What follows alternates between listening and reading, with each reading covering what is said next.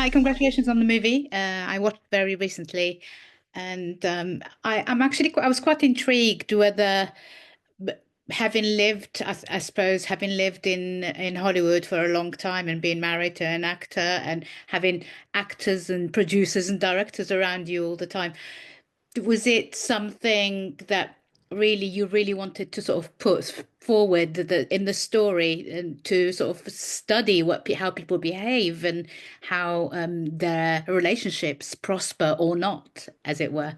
I mean, definitely, my growing up in and around, I grew up in Los Angeles. I'm half Egyptian, and so I grew up back and forth, but I certainly, yes, being married to an actor and being a writer and a director myself, our social world definitely has a lot of these sort of people, but it really is not autobiographical in that sense because it's more of a critique of a type of these people that I've certainly experienced before. But I'm really looking at a culture in Los Angeles, and I'm looking at a culture that Hollywood is responsible for propagating, which is this idea of female beauty, through time, and how much of this has really changed, not that much, and the relationship between the younger movie star character, the middle-aged woman who's sort of quickly becoming an ex-actress, not because she quit, but because they stopped hiring her, and the older actress who it's happened in such a long time ago that she says it's in another life, so it's this idea of arcing out of visibility and into invisibility and the loss of power with the loss of your beauty that Hollywood has a lot to answer for propagating. And, it's not just Hollywood, it's every industry and art form throughout time. Youth and beauty in women is power. And then once that's gone, where do you belong? And so I really thought a lot about not setting it in Hollywood because for me, the central idea was this idea of time passing and having this older woman, this character who's on the brink of the end of her life, upending this eternal present vanity of these middle-aged and younger people who kind of feel like they have an infinite amount of time, to be superficially concerned. And I really loved this idea of an older woman who's lost and how we throw away like older people in American culture, and farm them out, and this like epidemic of loneliness in all ages, but particularly with the elderly in this culture. It was sort of the revenge of that, to bring her into their life and subtly and slowly upend what they think is important. And really, it's a gift. It's a gift to her and it's a gift to them, you know. So it really is important for me to separate my personal experience. Like I'm not writing and making a film about how Hollywood is so cool and I know so much about it. It's like Hollywood is so fucked up. And I've spent enough time around it to see the ways in which, it implicates like and is implicated in so many of these problems. So I was just going to say, I guess you being from a Middle Eastern background, you see that tangible difference between how elders are treated in other cultures as opposed to the way they're treated in the West. Was that really absolutely. important for you to sort of put through?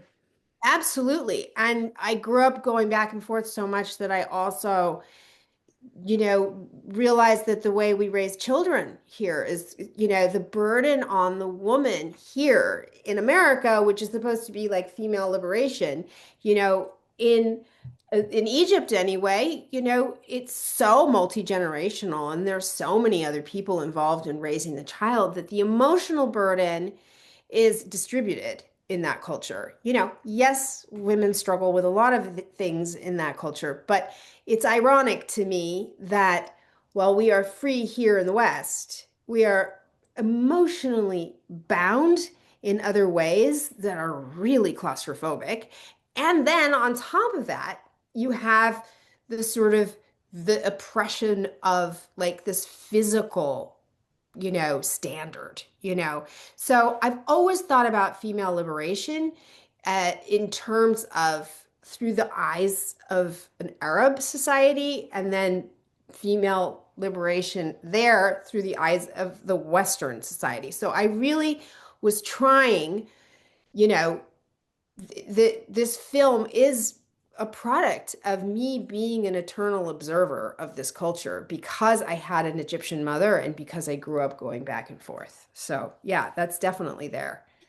Let's talk about your cast. What an incredible cast, really. I just, I just, it's a dream cast, really. You have Walton, obviously, your husband, who's the sort of the other half of the couple that is Yeah. represented here, and you've got Pedro Pascal, who is beloved by everyone, Rufus Sewell, Lois Smith, who is an incredible actress. Talk me through how you got hold of all of them to be in your movie. Well, Walton I had easy access to, but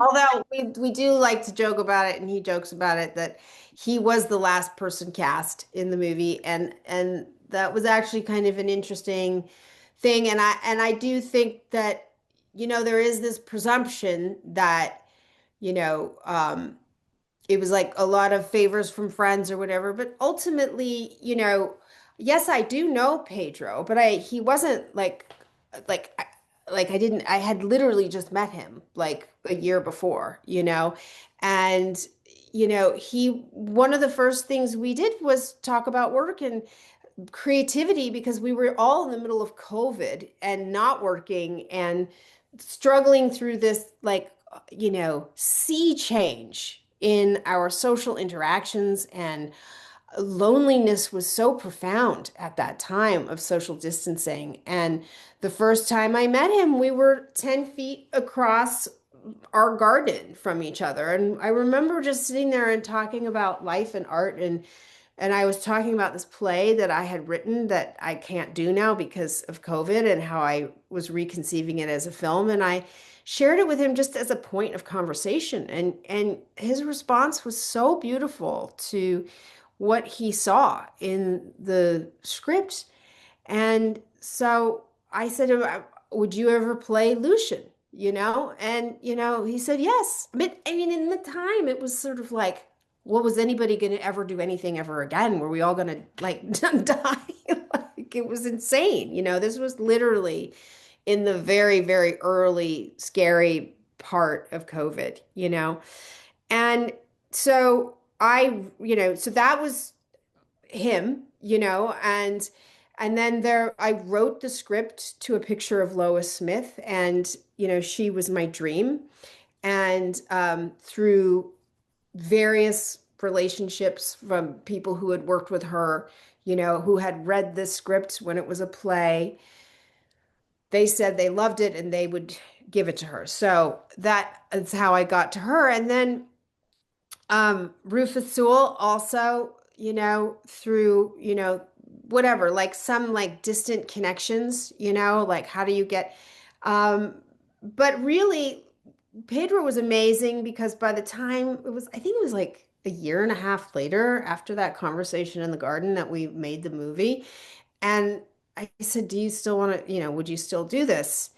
And he was so not in a place in his career where he should have done a movie of this size and this thing, but he did. He said I was going to do it and I'm going to do it, and he did it, and he did it brilliantly. And it's also, I have to say, it's a testament to the material. Like, people really responded to the story and the material, and it was going to be something small but beautiful, and it's funny and it's real, and there's a lot of things going on there. So, yes, I think that I was very lucky that I had access to certain actors, but actors don't say yes and yes unless they feel like they can do the movie.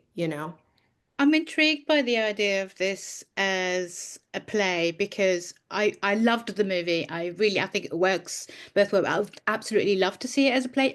Are you at all tempted to take it to New York or to bring it to London at all as a play, one in that kind of form one day? Well, we had developed it as a play. I had developed it as a play. I had rehearsed it, had cold reads. We had rehearsed reads like for days. I had producers, like worked with various amazing actors. And so we had really gotten quite close to going when COVID happened. So um, I cut so much from the play to make the movie, and then even after shooting the movie in the edit, continued to cut more. So there is a temptation because there's so many things that, especially like women having responded to the moment on the stairs when she said, "But you thought you liked being a mother," and she said, "No, it's lonely," or whatever. That was a like 5 minute monologue in the play, and it was really like when people read that part of the play, when women read that part of the play, they were like, oh my God. And so there's a part of me that's absolutely like, there's text that I wish I could put out into the world, but I really truly feel that in the end, this film captured the intention of this art piece, and that it is all of these like mini staged plays like throughout the architected moments in the house, and that there's this beautiful hybrid quality, and that in the end, maybe this is the best way to express this story. Now, should someone want to come along and say, I'd like to put this play on, I would say go for it, like, here's the script. What's been the sort of have you showed this to many of your friends who live in LA who could probably see themselves in it, and what's been their reaction? We showed it, the American Cinematheque. We did an opening night at the American Cinematheque that had 500 people at the Egyptian Theater in Los Angeles, and it was extraordinary. The reception has been really very encouraging to me across the board, whether it's people that are familiar with this world or when I screened it in Ohio, where like literally a quarter of the audience were farmers, and they know these people, they laugh about these people, but they also relate. I had a farmer in overalls come up to me at the end of the movie crying and thanked me for telling the story, So I think there's a layer that is Hollywood, that is this world, but that just gives it kind of like its authenticity of setting. It's not the point, of the film. The point of the film is loneliness and connection, and one of the things that I love that Walton has said at a Q&A before is that the film is called The Uninvited, but it's actually an invitation to live your life more fully, and I think that that's a great kind of way of putting it. And so interestingly, people in Los Angeles who are in the film business haven't even mentioned the Hollywoodness of it because I think it quickly becomes something else. Yeah. I hate to be that person to ask you this, but Walton's just had an absolutely fabulous success with the White Lotus season 3, and I guess this spent a lot of time in Thailand. Did you go and join him there when he was filming, or? Yes, we did. We spent quite a lot of time there. We have a son who's 14, and we spent a lot of time there. It was really quite amazing. Yeah. Thank you so much for your time, and congratulations again on the movie. I really loved it. I thought it was just so fascinating, and as someone who's always been fascinated by Hollywood and by the sort of dynamics between people there, I felt like it was an insight into that world. So yeah, Oh, thank you for good. making it. Thank you. Ladies and gentlemen, you're watching Hey You Guys! Hey, you guys! Hey you guys! Hey, that's what they all say. Hey you guys! Hey, you guys!